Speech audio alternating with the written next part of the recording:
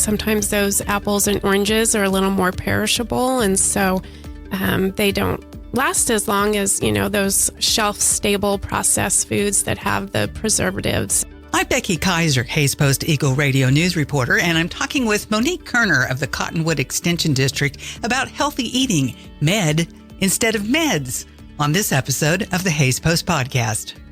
I'm so glad that you brought this information to us today about this program that you have. And I know you've done it before, and I was looking at the information and reading through it and thinking, this makes so much sense. Why don't I do it? And that's what we're going to talk about, how easy it is to do and in little increments, which makes it easier for most people. Yeah, exactly. So that's what I love about the Med Instead of Meds program. So it's using the Mediterranean diet to stay healthy rather than looking towards medications. There's always side effects from medications, and of course they have their time and their place and can be helpful.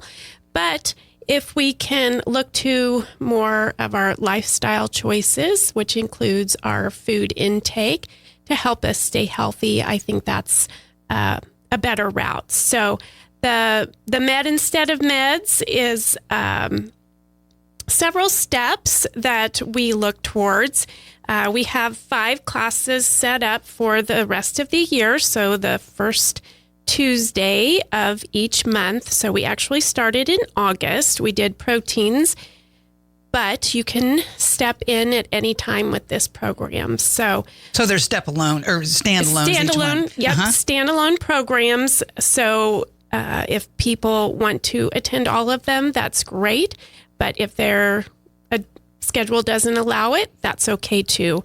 The other part of this program that I really enjoy is they give you like little tidbits, little life hacks that you can utilize. So we're not looking at like completely changing our lifestyle, right? We're not going to completely overhaul our diet, because what we found is that's hard, right? Like it's hard to stick to. You can't just like completely change your whole lifestyle and routines. Most people do better when they can take, smaller steps, those baby steps, and do those things gradually over time to help those new habits stick. Well, we do hear about every once in a while, there's information in the news, a story that comes out about the health of people who live in the Mediterranean and the diet that they have followed for years. I mean, that is their lifestyle. Yes. And we have discovered, they're onto something. Exactly. Yeah. You're referencing the Blue Zones research that has been done where they've taken like these pockets of people all over the world that historically live to, longer. They live longer. So they have groups of people that live, more people that live to age 100.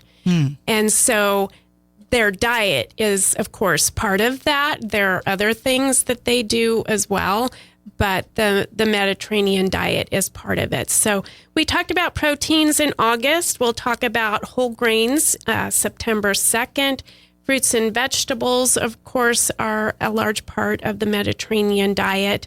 Those good fats, nuts and seeds also are a part of the diet. And then in December, which I think is fitting, we're going to talk about switching up your sweets. So finding different ways to satisfy that sweet tooth.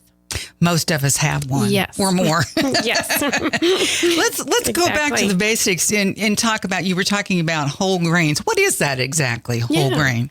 So whole grains are grains that have not had any processing or minimal amounts of processing done to them. So they have all the parts left of the grain. When you get them more processed, you lose some of the nutrients and fiber. So we really want to look at eating our grains as grains and not as processed flours. And I noticed as you listed these areas off, there nowhere in there did you talk about highly processed foods. No. And that has been in the news a lot recently, that our diets as Americans consist of too much for most people. Too much processed foods, exactly. Yes, if we can kind of get back to the basics and reduce some of the processed foods in our diets. And again, like, I'm not talking about overhauling your entire lifestyle, but when I go into schools, I talk to kids about whole foods versus processed foods, and we have a lot of choices throughout the day. And more often, if we can choose those whole foods rather than the processed foods, if we have an apple or a bag of chips in front of us, if we can, think about that choice and, choose that apple more often than the chips, it's going to make an impact in our health and our diet. So we don't have to completely cut out processed foods. I mean, once in a while, in moderation. Exactly. Yeah. Also, when you're talking about the apples, I've noticed when I do eat correctly, I stay fuller longer. I mean, it's satisfying, and you don't get immediately hungry, which you do after that bag of chips. Exactly. So what you're looking at there is either fat, fiber, or protein. Those are the things that are going to keep us fuller longer. Those are the things that are going to also help stabilize our blood sugars as well, that, aid in us being more satisfied and not having, those super high glucose spikes, and, and then we kind of drop out and drop down, and you maybe not feel so well. So the fat, fiber, and protein are going to help us maintain those glucose sugar levels. Fiber especially is good at helping us stay fuller longer, and stick with us versus some of those processed things that we eat and don't necessarily stick with us. And of course, we should acknowledge that processed foods are readily available in this country, and a lot of times less expensive than the foods that are better for us. So what kind of tips can you give us, Monique, to trend to the things that are better for us? That is definitely one of the challenges that K-State as a whole is working on, is just having access to those healthier foods. Sometimes those apples and oranges are a little more perishable, and so they don't last as long as, those shelf-stable processed foods that have the preservatives. And so I'm not sure I have the answer to your question, Becky, but it's definitely something that K-State is looking at, like how can we get more of that fresh produce to those food deserts, and because not everybody has the same access to those fresh products and fresh foods that we need to have in our diet. Also, I'm curious, you talked about the healthy fats, nuts and seeds. Are there some that are better than the rest of nuts and seeds?